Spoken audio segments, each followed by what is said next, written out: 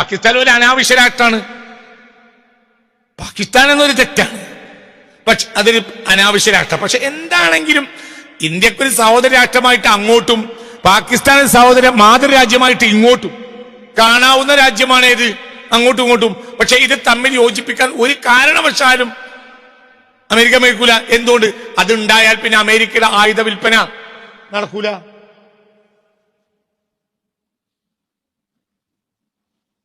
അപ്പൊ ഇതിനെപ്പോഴും ഇവരുടെ കാര്യങ്ങൾ നടക്കണമെങ്കിൽ എപ്പോഴും ഇപ്പൊ ലോകത്തെ ഏറ്റവും കൂടുതൽ ആയുധങ്ങൾ വാങ്ങിക്കൂട്ടിയ രാജ്യങ്ങളാണ് അറേബ്യൻ രാജ്യങ്ങൾ. ആരാ ആയുധം കൊടുത്ത? അമേരിക്ക. മനസ്സിലാണ്ട് പറഞ്ഞത്, ക്യാപിറ്റലിസത്തിന് ശത്രു വേണം. അതിന് ശത്രു ആരാണ്? ആ ശത്രു ആവാം. പിന്നെ ആരാ ശത്രു ആവാം? ഒന്നിരിക്കൽ ഓർത്തഡോക്സ് ക്രൈസ്തവര് ശത്രു ആവണം. അതിനുള്ള കരുത്ത് ഇപ്പോൾ ഇല്ല. അങ്ങനത്തെ ഒരു പൊളിറ്റിക്കൽ സാഹചര്യം ലോകത്തില്ല ഒരു ശത്രു ആവണം എന്ന് പറയല്ലേ. പിന്നെ അല്ലെങ്കിൽ ഓർത്തഡോക്സ് ജൂതന്മാര് ക്യാപിറ്റലിസത്തിന് ശത്രു ആകണം. ആണെങ്കിലും അവർക്ക് അതിനുള്ള സ്ട്രെങ്ത് ഇന്നില്ല. അപ്പോൾ പിന്നെ ഒരു സമൂഹത്തിന് പൊളിറ്റിക്കൽ സ്ട്രെങ്ത് ഇല്ലെങ്കിൽ പോലും എക്കണോമിക്കൽ സ്ട്രെങ്ത് ഉള്ള ഒരു ജനവിഭാഗമാണ് എന്ത്? മുസ്ലിങ്ങൾ. ആ മുസ്ലിങ്ങളെ കൊണ്ടുവന്നിട്ട് ആരെ സ്ഥാനത്ത് നിർത്തും? ശത്രു. ശത്രു ഇല്ലാതെ ക്യാപിറ്റലിസത്തിന് മുന്നോട്ട്, ഭൗതികതയുടെ സ്വഭാവം അങ്ങനെയാണ്. ഇതൊന്നും എന്തല്ല, മതപരമായ വൈരമേ അല്ല, മതപരമായ വൈരേ അല്ല. ഞാൻ പറയട്ടെ, ഇന്നത്തെ എക്കണോമിക്കൽ സോഴ്സ് അറേബ്യൻ ലോകത്തുള്ള ഈ എണ്ണയും മറ്റൊക്കെ ഇല്ലാതെ ആയാൽ തിരിഞ്ഞു നോക്കാത്ത നാടായി മാറും ഇത്. ഞാൻ പറഞ്ഞ അലക്സാണ്ടർ വന്നിട്ട് പോലും മക്കയെ ആക്രമിച്ചില്ല. എന്തുകൊണ്ട്? ഇന്ത്യയെ ആക്രമിക്കാൻ വന്നു, മക്കയെ ആക്രമിച്ചു. എന്തുകൊണ്ട്? ഇന്ത്യ എന്ന ലോകത്തെ ഏറ്റവും സമ്പന്ന രാജ്യമാണ്. മക്കയിൽ ഒന്നുമില്ല. പട്ടിണി കിടക്കുന്ന നാടിനെ ആക്രമിച്ചിട്ട് അതുകൂടി ബാധ്യതയാക്കണം എന്തിനാ? അറബ് ലോകം ഇന്ന് ഇതൊക്കെ നിന്നിട്ട് ഒരു ഉറുപ്പികയുടെ വരുമാനം ഇല്ലാതെയായാൽ അറബികൾ എന്നൊരു ജനതയെ തന്നെ ലോകം മറക്കും. ഒരു പ്രശ്നവും ഉണ്ടാവില്ല. യൂഫ്രട്ടീസിലെ സ്വർണ്ണമലകൾ എന്നൊരു പുസ്തകമുണ്ട് ഇന്ത്യ. ആ പുസ്തകം ആവർത്തിച്ച് മനസ്സിരുത്തി വായിച്ചാൽ മനസ്സിലാക്കാവുന്ന ചില കാര്യങ്ങൾ. അപ്പൊ അടിസ്ഥാനപരമായി ഇവരെല്ലാം ഈ മതങ്ങൾ, അപ്പൊ എന്താണ് 990 ശേഷമാണ് ഈ ദുരന്തം ഉണ്ടാവുന്നത്. ഇന്നത്തെ ദുരന്തം മുഴുവൻ ഉണ്ടാകും 990 ശേഷമാണ്. ഈ അവസ്ഥക്ക് അവസരം ഒരുക്കിയതാകട്ടെ ഗോർബച്ചേവ്. ഒരു സയണിസത്തിന്റെ ഒരു മീഡിയേറ്റർ എന്നാണ് ഞാൻ അയാളെ മനസ്സിലാക്കുന്നത്. സയണിസത്തിന് സൗകര്യമുള്ള ഒരു ലോകക്രമം കൊണ്ടുവരുന്നതിന് പിന്നിൽ പ്രവർത്തിച്ചത് കൃത്യമായും ഗോർബച്ചേവാണ്. കമ്മ്യൂണിസം ഒരിക്കലും തകരാൻ പാടില്ലായിരുന്നു. കമ്മ്യൂണിസം തകർന്ന ലോകത്തിന് വലിയ നഷ്ടമാണ്. പക്ഷെ കമ്മ്യൂണിസം തകർന്നു പോയി. അതിൻ്റെ അർത്ഥം കമ്മ്യൂണിസം മഹത്തമായ കാര്യം പറഞ്ഞായിരുന്നു കുറെ. അങ്ങനെ നാളെ മുതൽ അതിന്റെ ക്ലിപ്പ് ഉണ്ടാക്കും. കമ്മ്യൂണിസം മഹത്തായ കാര്യമാണെന്ന് റഹ്മത്തുള്ള ഖാസിമി പറഞ്ഞിട്ടുണ്ട്. എന്നിട്ട് കുറച്ച് ചെണ്ടമുട്ടാലോ. കമ്മ്യൂണിസം ഇല്ലാതെയാവണമെങ്കിൽ എന്തില്ലാതെയാവണം? ക്യാപിറ്റലിസം ഇല്ലാതെയാവണം. ക്യാപിറ്റലിസം ഇല്ലാതാവൂല അടുത്തൊന്നും ലോകാവസാനം വരെ. ക്യാപിറ്റലിസം ഇല്ലാതെ ഒരു കാലോ ലോകത്തുണ്ടായിട്ടില്ല. മനസ്സിലായില്ലേ? മുതലാളിത്ത വ്യവസ്ഥിതി ഇല്ലാത്ത എന്ന് മനുഷ്യനൊരു സമൂഹമായോ അക്കാലത്ത് ക്യാപിറ്റലിസം എന്ന പേരില്ലെങ്കിൽ പോലും ആ സാധനം ഉണ്ട്. അത് എന്നും ഒരു എനിമി അതിന് ഒപ്പമുണ്ട്. ചിലപ്പോ അത് പ്രവാചകന്മാരാണ്, പ്രവചിച്ച പ്രവാചക സമൂഹങ്ങളാണ്.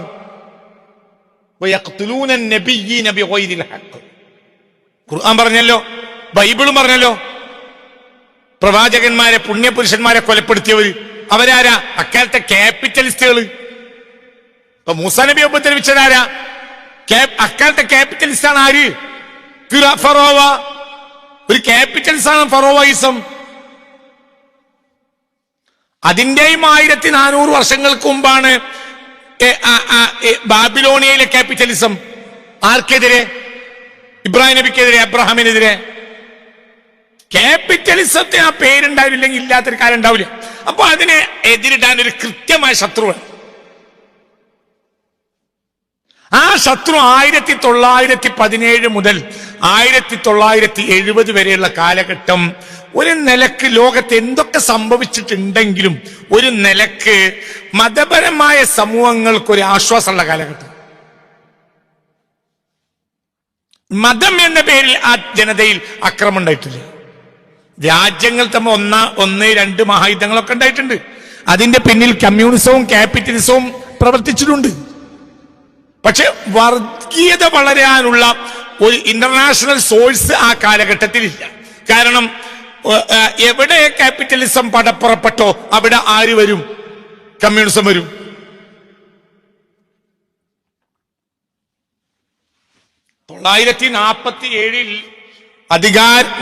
സ്വതന്ത്ര ഇന്ത്യ വരുന്നത് മുതൽ നമ്മൾ ഏത് ചേരിയിലാണ്? നമ്മൾ സോഷ്യലിസ്റ്റ് ചേരിയിലാണ്. അതുകൊണ്ടാണല്ലോ ഇന്ത്യക്ക് ഒരു പ്രശ്നം ഉണ്ടാകുമ്പോഴത്തേന് ഉടനെ എണീറ്റ് നിന്നത് ആരാണ്? Soviet union. സോവിയറ്റ് യൂണിയന്റെ മാഗസിനുകളൊക്കെ ഇന്ത്യയിൽ സുലഭമായി ഇന്ത്യൻ ഭാഷകളിൽ വെറുതെ കൊടുത്തിരുന്നു. എന്റെ കുട്ടിക്കാലത്ത് പ്രൗഢ. അക്കാലത്തെ സോവിയറ്റ് യൂണിയന്റെ പ്രകീർത്തനങ്ങൾ പാടുന്ന മാസികകളാണ്. ഇന്ത്യൻ ഗ്രാമങ്ങളിൽ വെറുതെ കിട്ടും. എല്ലാ ഭാഷയിലും ഉണ്ടാവും. മലയാളം ഉണ്ടാവും. ഞാൻ കണ്ടിട്ടുണ്ട്, ഞാൻ വായിച്ചിട്ടുണ്ട് പ്രൗഢ. 1984 ഗ്ലാസ്നോസ്റ്റ് പെരിസ്ട്രോയിക്ക കൊണ്ടുവന്നു. ആര്? ഗോർബച്ചേവ്. പുതിയൊരു ലോകക്രമം ഉണ്ടാക്കാൻ വേണ്ടി. അതിന് കാരണം സയനിസത്തിന്റെ മീഡിയേറ്റർ ആയിരുന്നു അയാൾ. ലോകത്തെ ഇന്നത്തെ രൂപത്തിൽ ചതിച്ചത് ഗോർബച്ചേവാണ്. ഗോർബച്ചേവ് ചതിച്ച ചതിയെ പോലത്തെ ഒരു ചതി ഇല്ല. മിഡിൽ ഈസ്റ്റിൽ അതിനുശേഷം വലിയ ദുരന്തങ്ങൾ ഉണ്ടായിട്ടുണ്ട്. അതായത് കമ്മ്യൂണിസം നിലനിന്നിരുന്നുവെങ്കിൽ ഇറാഖിലെ ജനങ്ങൾ കഷ്ടപ്പെടുമെങ്കിലും ഗോണ്ടനാമ ജയിലിൽ അനുഭവിച്ചതുപോലെയുള്ള കഷ്ടപ്പാട് ഇറാഖികൾക്കുണ്ടാകുമായിരുന്നു. ഞാനത് പറയാനുള്ള കാരണം എന്തെന്നാൽ അക്കാലത്ത് നമ്മളെ ഈ മലബാറിലൊക്കെ കമ്മ്യൂണിസം തകരുന്നു എന്ന് പറയുന്ന പ്രഭാഷണങ്ങൾ ഇഷ്ടംപോലെ നടന്നിരുന്നു. അപ്പൊ ഞാൻ അന്ന് ബാല്യക്കാരനാണെങ്കിലും ഇത് ശരിയല്ല എന്നായിരുന്നു എന്റെ മനസ്സ് പറഞ്ഞിരുന്നത്. കാരണം ഇതിന്റെ ഫലം നിങ്ങൾ ഇനി അനുഭവിച്ചു. ഞാനിനി കമ്മ്യൂണിസം തിരിച്ചു വരണമെന്ന് പറയല്ല. ക്യാപിറ്റലിസം പോലെ നമുക്ക് ഒരുപാട് ദുരന്തങ്ങൾ തന്ന മറ്റൊരു സാധനമാണ് എന്ത്? കമ്മ്യൂണിസം. പക്ഷെ ഒരു കാര്യമുണ്ട്, എവിടെ ഏത് പൊസിഷനിൽ ക്യാപിറ്റലിസം എണീറ്റ് നിൽക്കുകയാണെങ്കിൽ അവിടെ ആരും എണീറ്റിക്കും. അതെ, ഒറ്റ സാധുക്കളെ കഷ്ടപ്പെടുത്തും കമ്മ്യൂണിസം. ഇന്ന് ലോകത്തിനൊരു ശത്രു ഇസ്ലാം അല്ലാതെ ഇല്ല. അത് വരും. അതുകൊണ്ട് ഇതിൽ വലിയ കാലമാണ് കമ്മ്യൂണിസം. അങ്ങനെ തകർന്നു, ഇങ്ങനെ തകർന്നു. കമ്മ്യൂണിസം തകരും. എന്തുകൊണ്ട്? കമ്മ്യൂണിസത്തെ എന്തുകൊണ്ട്? അതിൻ്റെതായ മാനിഫെസ്റ്റോ ഉണ്ടായി. അതിലൊരു പ്രത്യേക ചട്ടക്കൂടിൽ വന്നു. ക്യാപിറ്റലിസത്തിന് അങ്ങനെ ചട്ടക്കൂടൊന്നുമില്ല. ഏത് കാലത്തെയും ചൂഷണമാണ് എന്ത്? ക്യാപിറ്റലിസം. ഒരു ചട്ടക്കൂട് വന്നാൽ മനുഷ്യ നിർബന്ധമായ ചട്ടക്കൂടുകൾ പെട്ടെന്ന് ദുർബലമാവും. ചട്ടക്കൂടില്ലെങ്കിൽ പ്രശ്നമൊന്നും ഉണ്ടാവില്ല. ക്യാപിറ്റലിസത്തിന് ചട്ടക്കൂടില്ല. എവിടെയുമുള്ള ഏത് കാലത്തും. ഞാൻ പറഞ്ഞ ഫറോവ അക്കാലത്തെ ക്യാപിറ്റലിസ്റ്റ് ആണ്. ഒരു പ്രത്യേക ചട്ടക്കൂടൊന്നുമില്ല. നമ്രൂദ് അക്കാലത്തെ ഒരു ക്യാപിറ്റലിസ്റ്റ് ആണ്. അബൂജഹൽ അക്കാലത്തെ ഒരു ക്യാപിറ്റലിസ്റ്റ് ആണ്. മനസ്സിലായില്ലേ? അതിന് പ്രത്യേക ചട്ടക്കൂടൊന്നുമില്ല. ഏത് ചൂഷണ വ്യവസ്ഥയും ക്യാപിറ്റലിസ്റ്റ് ആണ്. കമ്മ്യൂണിസം ഏത് കാലത്തില്ലേ? ഉണ്ട്. പക്ഷെ അതിന് ചട്ടക്കൂട് കൊണ്ടുവന്നു കാൾ മാർക്സ്. അപ്പോൾ അത് തകർന്നു. ഒരു വ്യവസ്ഥിതി ഒരു ഫ്രെയിമിന്റെ ഉള്ളിൽ വന്നാൽ എന്താവുമെന്നാൽ ഒരു വ്യവസ്ഥിതിയെ അറിയാതെ എല്ലാവരും ഭാഗഭാക്കാവും. സാധുക്കൾക്ക് മര്യാദക്ക് തൊഴിലിന് കൂലി കൊടുക്കണം എന്ന് പറഞ്ഞിരുന്ന ആളുകൾ 1000 കൊല്ലം മുമ്പ് ലോകത്ത് ഉണ്ടായിട്ടുണ്ട്. പക്ഷെ അവർക്ക് ഒരു വ്യവസ്ഥിതി ഒന്നുമില്ല. അതുകൊണ്ട് തകർച്ചയില്ല. അവരെ പിടിച്ച് കൊന്നിട്ടുണ്ടാവും. ഒരു വ്യവസ്ഥിതി വരുന്നാലുള്ള പ്രശ്നം എന്താണെന്ന് വെച്ചെങ്കിൽ ആ വ്യവസ്ഥിതിയായിരിക്കും മറ്റൊരു ക്യാപിറ്റലിസം. ഇന്ന് കമ്മ്യൂണിസം എന്ന സാധനം ഉണ്ടെങ്കിൽ അതാണ് ക്യാപിറ്റലിസം. ഇന്ന് അടിസ്ഥാന കമ്മ്യൂണിസം ഇല്ല, അത് ക്യാപിറ്റലിസം. നമ്മുടെ മുഖ്യമന്ത്രിക്ക് നേതൃത്വം കൂടെ നിന്ന് കൊടുക്കുന്ന കമ്മ്യൂണിസ്റ്റ് മാർക്സിസ്റ്റ് പാർട്ടി എന്ന സത്യത്തിൽ കമ്മ്യൂണിസ്റ്റ് പാർട്ടിയല്ല, അത് ക്യാപിറ്റലിസമാണ്, കമ്മ്യൂണിസ്റ്റ് അല്ല. എന്തുകൊണ്ട്? ഭരണമല്ല നടക്കുന്നത്, ഒരു ബ്യൂറോക്രസിയാണ്. ഒരിക്കലും കമ്മ്യൂണിസത്തിൽ ഒരു ബ്യൂറോക്രസി ഉണ്ടാവൂല കമ്മ്യൂണിസത്തിന്റെ അടിസ്ഥാനത്തിൽ. പക്ഷെ കമ്മ്യൂണിസം ആധുനിക ലോകത്ത് ക്യാപിറ്റലിസമായി തരംമറിഞ്ഞുപോയി. അപ്പൊ ഈ 990 ശേഷമാണ് ഈ ചെളിവാരി എറിയൽ ഉണ്ടായത്. ഞാൻ നിങ്ങൾ പറഞ്ഞതിന് മറുപടിയാണ്. ക്രിസ്ത്യാനിറ്റിക്ക് തന്നെ എതിരല്ലേ ഇന്നത്തെ? അങ്ങനെ പറയണ്ട, ക്രിസ്ത്യാനിറ്റി ഇതൊക്കെ അംഗീകരിക്കുന്നവരാണ്. പക്ഷെ ആധുനിക ലോകത്ത് 990 ശേഷം അതുവരെ ഏകോദര സഹോദരങ്ങളായിട്ട് വന്നതാണ് അവർ. ഇപ്പൊ ഫലസ്തീൻ പ്രശ്നം എന്ന് പറഞ്ഞാൽ ഇന്നതൊരു മുസ്ലിം പ്രശ്നമായിട്ടാണ് ലോകത്ത് കേൾക്കുന്നത്. സത്യത്തിൽ മുസ്ലിം പ്രശ്നമല്ല, PLO ഉണ്ടാക്കിയ ക്രിസ്ത്യാനിയാണ്. PLOയുടെ ഫൗണ്ടർ ആരാ? പലസ്തീൻ ലിബറേഷൻ ഓർഗനൈസേഷൻ ആദ്യം ഉണ്ടാക്കിയത് ആരാ? ക്രിസ്ത്യാനി, ഒരു ക്രിസ്തീയ സംഘടനയാണത്. എന്നാൽ ക്രിസ്തീയ സംഘടനയല്ല, അത് കമ്മ്യൂണിസ്റ്റ് സംഘടനയാണ്. PLOയുടെ ഓഫീസിൽ ഞാൻ പോയിട്ടുണ്ട്. അവിടെ ഏറ്റവും വലിയ ചിത്രം ചെഗുവേരയുടേതാണ്. ഒരു മുസ്ലിം സിമ്പൽ അവിടെ ഇല്ലെന്നെ. മനസ്സിലായില്ല? യാസർ അറഫാത്തിന്റെ ഏറ്റവും വലിയ കൂട്ടുകാരനും അദ്ദേഹത്തിന് ഏറ്റവും കൂടുതൽ അദ്ദേഹത്തിന് പിന്തുണ കൊടുത്ത ആളുമാരാണ് ചെഗുവേര എവിടെ വന്നിട്ടുണ്ട്? PLOയുടെ ഓഫീസിൽ. മനസ്സിലായില്ല? പ്രാഗ് വസന്ത കാലഘട്ടത്തിലെ കമ്മ്യൂണിസത്തിന്റെ ഏറ്റവും വലിയ ഒരു ഉയർത്തെഴുന്നേൽപ്പായ കാരണമായി യുവതുർക്കിയായി അറിയപ്പെടുന്ന ആളാണ് ആര്? ചെഗുവേരയുടെ ഫോട്ടോ എവിടെ ഉണ്ട്? PLOയുടെ ഓഫീസിലുണ്ട്. സലാഹുദ്ദീൻ അയ്യൂബിന്റെ ഫോട്ടോ ഇല്ല. ലാ ഇലാഹ ഇല്ലല്ലാഹ് മുഹമ്മദ് റസൂലുള്ളാഹ് എന്നില്ല.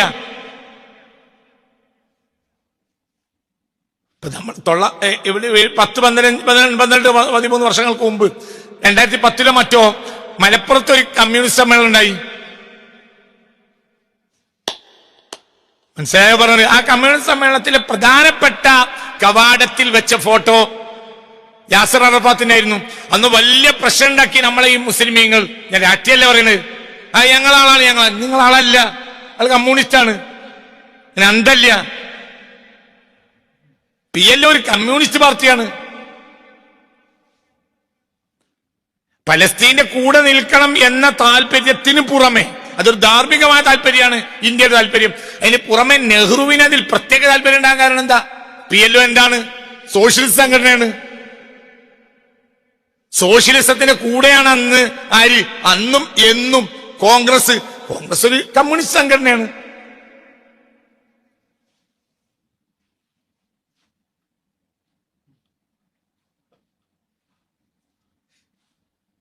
മനസ്സിലായില്ല? കോൺഗ്രസ് എന്ന് പറഞ്ഞാൽ ഒരു കമ്മ്യൂണിസ്റ്റ് സംഘടനയാണ്. ചെറിയ ഒരു മതത്തെ ഇല്ലാതാക്കണം എന്നത് കമ്മ്യൂണിസത്തിന്റെ താല്പര്യമാണെങ്കിൽ, മതം ഉണ്ടായതുകൊണ്ടും ഇല്ലാതായതുകൊണ്ടും പ്രത്യേക ലാഭനഷ്ടമില്ല എന്നുള്ള ഒരു വീക്ഷണമാണ് എന്തിൻ്റെത്? അത് ഇന്ത്യൻ ഭൂമിക അതായതുകൊണ്ടാണ്. അടിസ്ഥാനപരമായി ഇവരുടെയൊക്കെ ഊർജം ഏതാണ്? Soviet union.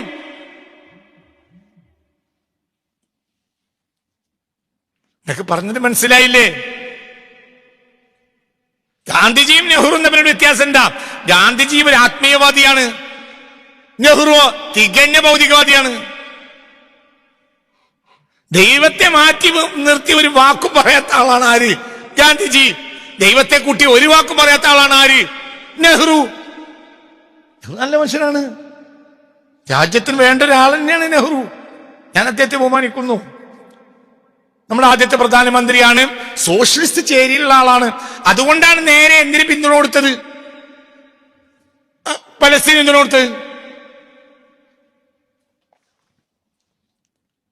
മനസ്സിലായോ? നമ്മൾ പഠിക്കണം. പക്ഷെ ഈ സാഹചര്യങ്ങൾ ലോകത്താണ് ഇല്ലാതെയായി 990 അപ്പോൾ പിന്നെ ഒരു പുതിയ ശത്രുവിനെ അവരോധിച്ചു. ആ ശത്രുവിന് നടക്കാൻ വയ്യാത്ത ശത്രുവാണത്. ആര്? മുസ്ലിങ്ങൾ. ഞങ്ങളോട് പറഞ്ഞല്ലോ, പിന്നെ കഴിഞ്ഞ ക്ലാസ്സിൽ പറഞ്ഞില്ലേ, പിന്നെ ദുബായിലൊരു കാടുണ്ട്. ഒരു ഉണ്ടാക്കി കൂട്ടി അവിടെ ഒരു കാടുണ്ട്. ആ കാട്ടിൽ അവര് പുറത്ത് പോയിട്ട് എന്ത് ചെയ്യും? മാന്, കൂരന്, പോലത്തിനെ കൊണ്ടുവന്നിട്ട് അവർ ലോകത്തെ മറ്റു രാജ്യങ്ങളിൽ വിമാനത്തിൽ കൊണ്ടുവന്നിട്ട് ഇവിടെ വിട്ടിട്ട് വേട്ടക്ക് പോവും. ബലന്നെ ഉണ്ടാക്കിയിട്ട് ബലന്നെ വേട്ടക്ക് പോവും എന്ന് പറഞ്ഞ മാതിരി എണീച്ചടക്കാൻ കഴിയാത്ത ഒരു സമൂഹമാണ് നിലവിൽ ഇസ്ലാമിസ്റ്റുകൾ. എന്നിട്ട് അതിനെ എണീറ്റിപ്പിച്ച് കൊണ്ടുവന്നിട്ട് ഇവര് വേട്ടയാടാണ്. എന്തുകൊണ്ട്? ആയുധം വിൽക്കണല്ലോ. നിങ്ങളിന്റെ കൂടെ അല്ല, വേട്ട നടന്നാലല്ലേ എന്ത് വിൽക്കാൻ പറ്റൂ. അപ്പൊ ഈ ഒച്ചിന്റെ വേഗതയിൽ പോകുന്ന ഇസ്ലാമിസ്റ്റുകൾ അവർക്കൊരു പിടുത്തമില്ല, അവർക്ക് നേതാവില്ല. അവരുടെ നേതാവ് ആരാ? ക്യാപിറ്റലിസ്റ്റ്.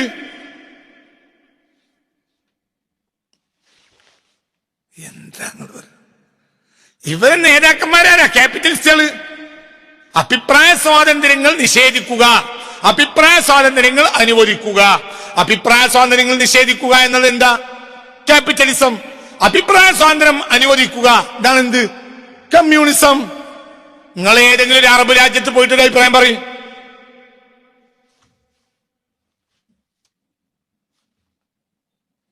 നിങ്ങൾ അറബ് രാജ്യത്ത് പോയിട്ട് ഏതെങ്കിലും ഒരു താല്പര്യത്തിനെതിരെ, ഭരണകൂട താല്പര്യത്തിനെതിരെ ഒരു അഭിപ്രായങ്ങൾ പറഞ്ഞാൽ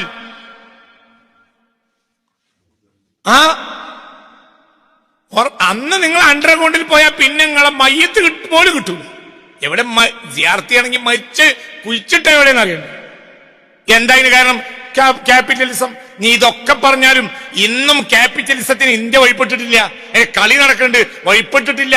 നിങ്ങൾക്ക് ഇന്ന് വൈകുന്നേരം ഒരു കവലയിൽ ഇന്ത്യൻ പ്രധാനമന്ത്രിയെ വിമർശിച്ച് പ്രസംഗിക്കണമെങ്കിൽ ഒരു വെള്ള പേപ്പറിന്റെ മുകൾ ഭാഗത്ത് ഒരു കോർട്ട് ഫീസ് സ്റ്റാമ്പ് ഒട്ടിച്ച് പോലീസ് സ്റ്റേഷനിൽ കൊണ്ടു കൊടുത്താൽ മതി. എനിക്കിന്ന് ഇന്ത്യൻ പ്രധാനമന്ത്രിയെ വിമർശിച്ച് പ്രസംഗിക്കേണ്ടതുണ്ട്, പ്രൊട്ടക്ഷൻ വേണം, കൊടുക്കും. എന്തുകൊണ്ട്? അടിസ്ഥാനപരമായ സോഷ്യലിസ്റ്റ് രാജ്യമാണ് ഇന്ത്യ. അഭിപ്രായ സ്വാതന്ത്ര്യമുണ്ട്. സത്യമാണോ അല്ലേ? അഭിപ്രായ സ്വാതന്ത്ര്യം അനുവദിക്കണം എന്നാണ് ഇസ്ലാം. അതിന്റെ ആ രംഗത്ത് ഇസ്ലാം, അതാണ് ഇസ്ലാമിന്റെ ആവശ്യപ്പാട്. അഭിപ്രായ സ്വാതന്ത്ര്യം ആർക്കും അനുവദിക്കണം എന്നാണ് കാൾ മാർക്സിന്റെ വീക്ഷണം. മനസ്സിലായോ പറഞ്ഞത്? നിങ്ങൾ ചിന്തിക്ക്. അപ്പൊ ഇന്നത്തെ നമ്മുടെ അറബ് രാജ്യങ്ങൾ എന്ന് പറഞ്ഞാൽ ആരാണത്? ക്യാപിറ്റലിസ്റ്റുകൾ. എന്നിട്ട് അവരെ ശത്രുവാക്കി നിർത്തുന്നതും ആരെന്നെയാണ്? ക്യാപിറ്റലിസ്റ്റുകൾ. എന്തിനെങ്ങനെ ആക്കണം? ആളുകൾ തന്നെ പേര് ഇന്നും പെടുന്നുണ്ട്. മനസ്സിലായില്ല? ഞാൻ പറഞ്ഞില്ല, കാടുണ്ടാക്കിയിട്ട്, കൃത്രിമമായ കാടുണ്ടാക്കി ഏതോ ഇന്തോനേഷ്യയിൽ പോയിട്ട് മാനിനെ പിടിച്ചുകൊണ്ടെന്നാണ് ഇവിടെ വിട്ടിട്ട് തെക്കുന്ന് വടക്കോട്ട് പൊടിവെക്കും, വടക്കുന്ന് തെക്ക് പൊടിവെക്കും എന്ന് പറഞ്ഞാൽ ഇറാഖിൽ നിന്ന് ഇറാനിലേക്ക് പൊടിവെക്കും, ഇറാനിൽ നിന്ന് ഇറാഖിലേക്ക് പൊടിവെക്കും. ഇക്കൊല്ലം അടുത്ത കൊല്ലം കൂടി ഇറാഖിൽ നിന്ന് ഇറാനിലേക്കാണ് വെടി. പിന്നെ 2 കൊല്ലം കഴിഞ്ഞാൽ ഇറാനിൽ നിന്ന് ഇറാഖിലേക്കാ വെടി. എവിടുന്നെങ്കിലും നിന്നാലല്ലേ വെടിയേക്കാൻ പറ്റുള്ളൂ. ഇതൊക്കെ ക്യാപിറ്റലിസ്റ്റുകളാണ്, പക്ക ക്യാപിറ്റലിസ്റ്റുകൾ.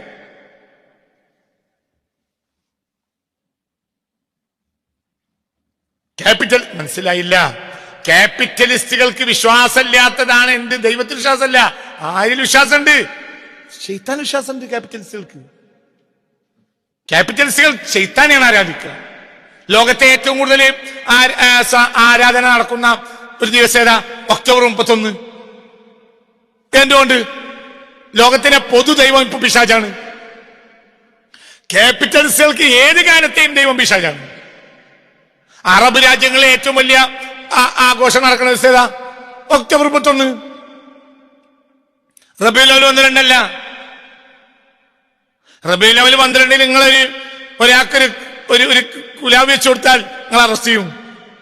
ഒക്ടോബർ 31 നിങ്ങൾ എന്ത് ചെയ്ത? എന്തുകൊണ്ട്? ഒരു ക്യാപിറ്റലിസ്റ്റുകളാണ്.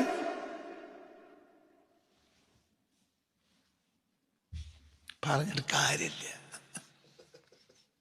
സത്യം പറഞ്ഞിട്ട് കാര്യമില്ല, ഒരു കാര്യമില്ല, നന്നാവില്ല. അവരാകെ എന്ത് നടത്തും? 5 വക്ത് നിസ്കരിക്കും, അത്ര തന്നെ. ഞാൻ അവസാനിപ്പിക്കാണ്. വളരെ ചിന്തിക്കണം. ലോകത്ത് വലിയ മാറ്റങ്ങൾ വരാൻ പോവാണ്, വലിയ മാറ്റങ്ങളുണ്ടാവും. എൻ്റെ ഒരു വീക്ഷണപ്രകാരം വളരെ താമസിയാതെ ഇറാൻ തകർക്കപ്പെടുമെന്നാണ് ഞാൻ മനസ്സിലാക്കുന്നത്. എല്ലാ അറബി ക്യാപിറ്റലിസ്റ്റുകളും ഇസ്രായേലി ക്യാപിറ്റലിസ്റ്റുകളും എല്ലാം കൂടെ അണ്ടർവേൾഡ് ബന്ധം നടന്നു പോയിട്ടുണ്ട്.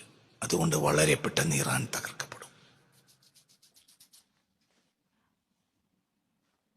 നിങ്ങൾ വേഗം പറഞ്ഞാൽ കാസിം വിഷയമാണ്, അതുകൊണ്ടാണ് ഇറാനെ പറ്റി പറഞ്ഞത്. വളരെ വളരെ പെട്ടെന്ന് സംഭവിക്കാൻ സാധ്യതയുണ്ട്. അതെ അതെ അതെ അതെ അതെ, വളരെ പെട്ടെന്ന് അത് സംഭവിക്കും. ഇനി വലിയ താമസം ഇനിയില്ല. ഇറാൻ തകർക്കപ്പെടും. ഇറാൻ തകർക്കപ്പെടുന്ന ഞാൻ 20 കൊല്ലം പറഞ്ഞിട്ടുണ്ട്. സാഹചര്യങ്ങൾ ഒത്തുകൊണ്ടിരിക്കുക. ഇപ്പോൾ സിറിയയിൽ സംഭവിച്ചിട്ടുള്ള സംഭവ വികാസങ്ങൾ നൽകുന്ന സൂചന ഇറാന്റെ അധപ്പതനം വളരെ പെട്ടെന്ന് സംഭവിക്കും എന്നാണ്.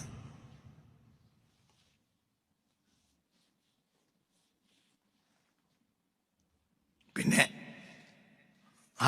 ആ രാഷ്ട്രത്തെ ഛിന്ന ഭിന്നമാക്കാനുള്ള സാധ്യതയുണ്ട്, അല്ലാതെ അവർ തകരൂല. എന്തുകൊണ്ടെന്ന് സ്വയം പര്യാപ്തമായ രാഷ്ട്രമാണ് ഇറാൻ. ഇറാന്റെ അരിയ ഉപയോഗിക്കുന്നത്, ഇറാന്റെ ഗോതമ്പ ഉപയോഗിക്കുന്നത്, ഇറാന്റെ പച്ചക്കറിയാണ്. മാത്രമല്ല ലോക രാജ്യങ്ങളിലേക്ക് ഈ വെജിറ്റബിൾസും മറ്റും എല്ലാം കയറ്റിവിടുന്ന രാജ്യം കൂടിയാണ് എന്ത്, ഇറാൻ. സമൃദ്ധമാണ്. എല്ലാവരും കൂടി ഉപരോധിച്ചപ്പോൾ അവർ സ്വയം പര്യാപ്തരായി. പുറത്തുനിന്നുള്ള ടിൻ ഫുഡ്സ് ഒന്നും അവരിറക്കൂല. അപ്പൊ ഈ രാജ്യത്തെ ഇനി ഉപരോധിച്ചു കൊല്ലാൻ പറ്റില്ല. കാരണം ഉപരോധത്തെ അവർ മറികടന്ന് കഴിഞ്ഞു. അവർക്ക് ആവശ്യമായ മരുന്ന് ലോകരാജ്യങ്ങളിലേക്ക് ആവശ്യമായ മരുന്ന്, ഖത്തറിനെ ഉപരോധിച്ചപ്പോൾ ഖത്തറിന് ആവശ്യമായ മരുന്ന് കൊടുത്തത് ഇറാനാണ്. ഇറാന്റെ ഒരു ബെൽറ്റ് ഉണ്ട്. ഇറാന്, ചൈന, ഇറാന് അടക്കമുള്ളൊരു ബെൽറ്റ് ഉണ്ട്. റഷ്യ അങ്ങനെ. പക്ഷെ ആ ബെൽറ്റ് വളരെ പെട്ടെന്ന് പൊട്ടിക്കപ്പെടും. സാധ്യത വളരെ കൂടുതലാണ്. തലങ്ങും വിലങ്ങും വെട്ടിവെച്ച് കൊല്ലും. യുദ്ധം, അതിഭീകരമായ യുദ്ധങ്ങളുണ്ടാവും.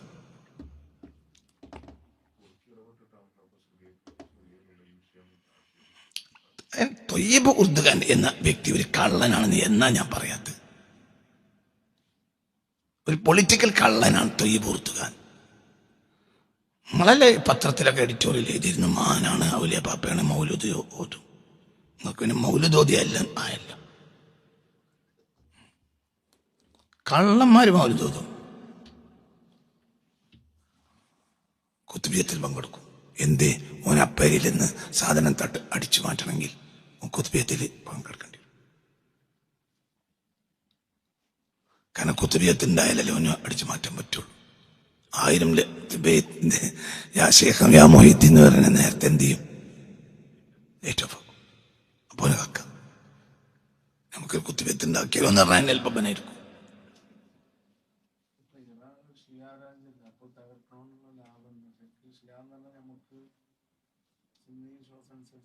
അറബ് സമൂഹത്തിന്റെ പൊങ്ങുന്ന കൈകളെല്ലാം വിട്ടുക എന്നുള്ളതാണ്. അതതിന്റെ അടിസ്ഥാനം. ഒന്ന്, ക്യാപിറ്റലിസത്തിന് ഏറ്റവും വലിയ എതിരായുള്ള വിപ്ലവകാരി 20ാം നൂറ്റാണ്ടിൽ അയാത്തുള്ള ഖൊമൈനിയാണ്.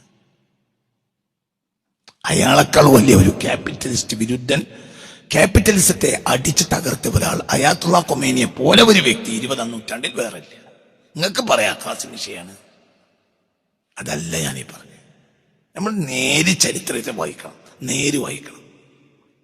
അമേരിക്കക്ക് ഇത്രയേറെ തലവേദന ഉണ്ടാക്കിയൊരു വ്യക്തിയും വേറെ ഇല്ല 20ാം നൂറ്റാണ്ട്. കാരണം ഷാപ്പായി നബിയുടെ ഭരണ കൃത്യമായ ചൂഷണ ഭരണം. 1000 മുറികളുള്ള കൊട്ടാരത്തിലെ പാർത്തിരുന്നു ഷാപ്പായി നബി. 1000 മുറികളുള്ള കൊട്ടാരത്തിൽ പാർക്കുക, ജനങ്ങൾ പട്ടിണി നടക്കുക. എന്നിട്ട് അവിടെ ഒരു മനുഷ്യൻ വന്നു. ആ മനുഷ്യൻ പിന്നെ നാട് കടത്തി, പിന്നെ തിരിച്ചു വരിക. ആ മനുഷ്യൻ പട്ടിണി കടന്ന് രാജ്യത്തെ സമൃദ്ധാക്കി. ഗോതമ്പിന്റെ കഞ്ഞും തൈരും അതാണ് ഭക്ഷണം. ആരുടെ? ഖൊമൈനിയുടെ. അമേരിക്കൻ കോൺഗ്രസിലെ ചില അംഗങ്ങൾ ചോദിച്ചു, യോഗൂർത്തും കഞ്ഞും മാത്രം കുടിക്കുന്ന ഒരു മനുഷ്യനെ, നിങ്ങൾ കുറ്റിക്കാട്ടിൽ ടെന്റിൽ പാർക്കുന്ന ഒരു മനുഷ്യനെ ഇത്ര നിങ്ങൾ പേടിക്കണം എന്തിനാ? അയാളാണ് തകർത്തത്. ആരെ? ഷാപ്പായി നബിയെ. അയാൾ പാർത്തിരുന്ന എവിടെ? 1000 മുറികളുള്ള വീട്ടിൽ, കൊട്ടാരത്തിൽ. അപ്പൊ ക്യാപിറ്റലിസത്തെ ഇത്രയേറെ അടിച്ച ഒരാൾ വേറെ ഇല്ല പിൽക്കാലത്ത് ഇറാൻ എന്തായിട്ടുണ്ടെങ്കിലും. അപ്പൊ ഒരു ക്യാപിറ്റലിസ്റ്റ് വിരുദ്ധ രാഷ്ട്രമാണ് എന്ത് ഇറാന്. അതാണ് പ്രശ്നം. അല്ലാതെ ഇസ്ലാമും ഷിയ അല്ല, അത് മുസ്ലിമീങ്ങൾ തമ്മിൽ തീരുമാനിക്കേണ്ട കാര്യമാണ്.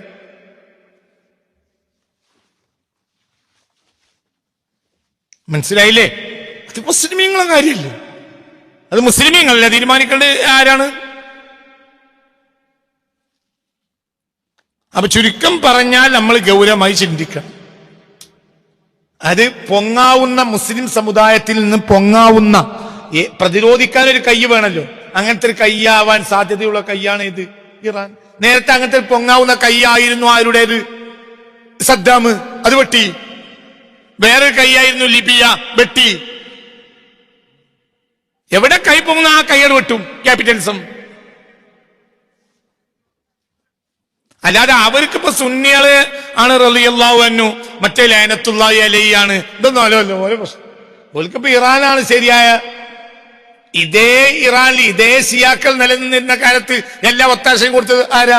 അമേരിക്ക. 1979 വരെ.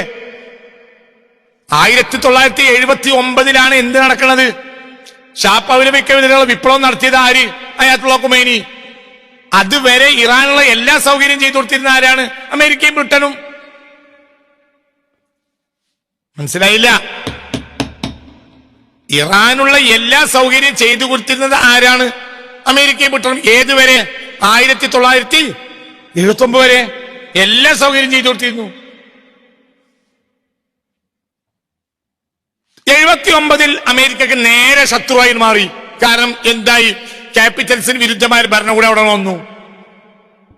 അതാണ് ഇപ്പൊ നിലനിൽക്കുന്ന സ്റ്റാറ്റസ് കോ. അല്ലാതെ ഷിയായതല്ല പ്രശ്നം. എന്തേ ഷിയാക്കളെ നരകത്തിലെത്തിക്കേണ്ട പണിയേറ്റ അമേരിക്ക ഏറ്റെടുത്തു.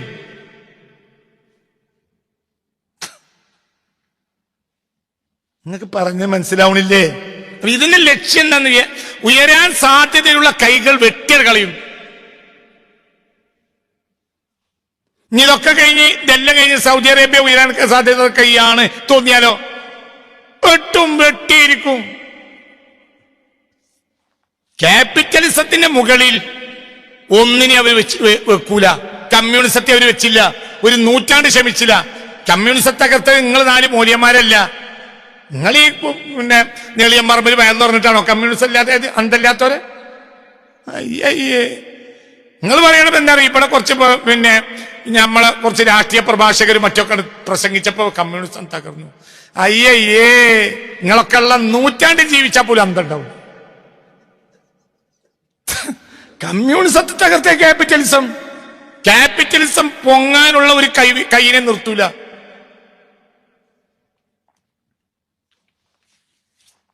വളരെ താമസിയാതെ പുടിൻ താഴെയിറക്കപ്പെടാൻ സാധ്യതയുണ്ട്.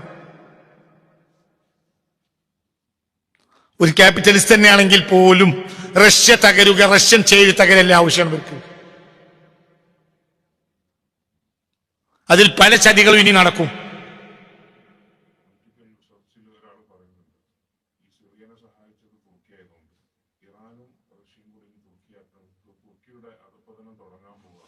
അങ്ങനെ ഉണ്ടാവും.